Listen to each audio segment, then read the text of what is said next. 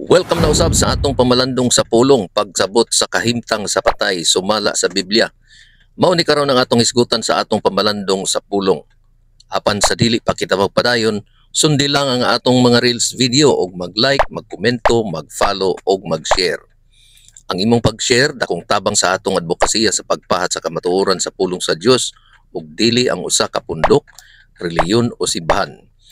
Aron makita ang tibuok nga content sa atong video, i-click lang ang watch video button diha sa ubos karon dirita sa atong pamalandong. Ang kamatayon usa sa labing kontrobersyal o kasagaran wala masabti nga hisgutanan sa kalibutan karon. Daghan ang nahadlok niini, daghan ang nalibog og nag-anto sa kawadon sa paglaom. Ang uban nagtuo nga ang ilang minahal nga namatay buhi gihapon og nagpuyo uban kanila didto sa laing kalibutan.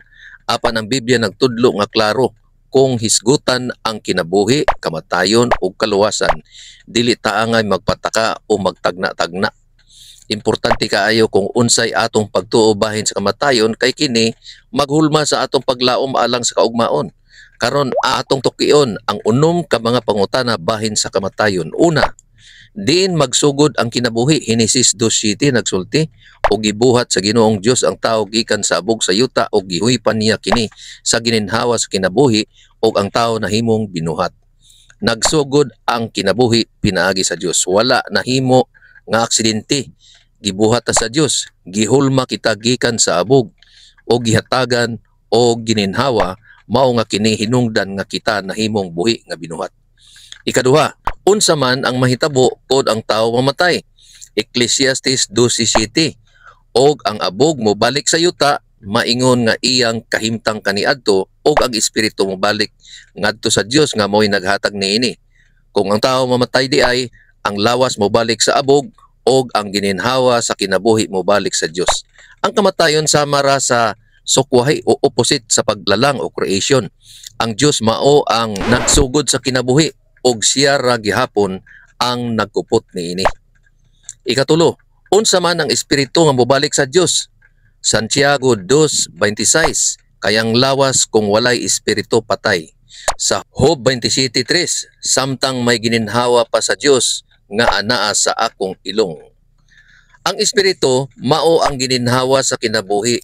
Walay giingon sa Biblia nga kini usa ka buhi nga kalag nga nagapadayon pagkahuman sa kamatayon. Kini mao ang gininhawa nga gihatag sa Dios. Ikaupat, unsa man ang kalag o soul. Henesis 2:7, og ang tao nahimong buhi nga kalag. Ang kalag di ay mao ang tao mismo. Ang formula mao kini: lawas plus gininhawa equals kalag. Kung wala ang gininhawa, dili mahimo ang kalag.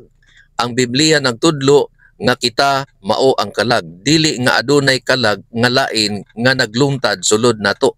Ikalima, mamatay ba ang kalag? Sumala sa Ezekiel 18:20, ang kalag nga makasala kini mamatay. Og pinadayag 16:3, og ang tanang buhi nga kalag na ngamatay didto sa dagat. Oo, mamatay ang kalag. Kita mortal. Ang pulong nga immortal soul wala gayud sa Biblia.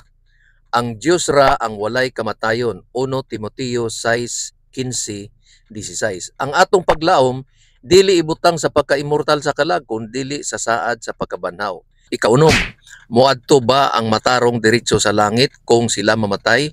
Juan 5:28-29, ang tanang anaa sa mga lubnganan makadungog sa iyang tingog og mugula. Buhat 2:29-34, si David patay og gilubong, wala gayud siya mosaka ngadto sa langit. Og Job 17:13, ang lubnganan mao ang akong balay samtang naghulat ako. Sumala sa Biblia, kung ang tao mamatay, dili dayon siya moadto sa langit o impyerno. Sila magpahulay sa lubnganan hantod sa pagkabanhaw sa pagbalik ni Kristo. Panapos nga pamalandong mga igsoon, ang kamatayon dili katapusan, kun dili usara kapag tulog, usa kapag pahulay hantod pagatawgon ta ni Hesus sa pagkabanhaw sa iyang pagbalik. Ang Biblia nagtangtang sa kahadlok o kalibog pinaagi sa pagtudlo nga ang kamatayon dili pultahan padulong sa lain nga kinabuhi, kung dili usa ka hulat sa saad nga pagkabanhaw. Si Jesus nag-ingon, ako mao ang pagkabanhaw og ang kinabuhi. Ang mutuokan nako bisan pa siya mamatay, siya mabuhi gihapon. Juan 11:25. Mao nga magkinabuhi ta uban sa pagtuo og paglaom sa iyaha. Aron sa iyang pagbalik, kita usab banhawon ngadto sa kinabuhing dayon. Igsoon, nakabay natun-an sa imong nabatian. Klaro ba ang imong naduog? Og naa o klaro palihog pag-follow alang sa dugang pang mga pamalandong sa pulong sa Dios. O basig na kay kalibog, komento o pangutana bahin ining isgutanan nato. Pwede nimo i-comment diha sa ubos. Ang kamatuoran tinuod nga sakit, apan kini makahatag kanato og kagawasan. Ang Juan 8:32 nagaingon, og kamo mahibalo sa kamatuoran, ug ang kamatuoran maghatag kaninyo kagawasan. Dinhin na lang usa kita kutob sa atong pamalandong sa pulong hantod sa sunod na pod nga video. Ang Dios mag-amping kanatong tanan.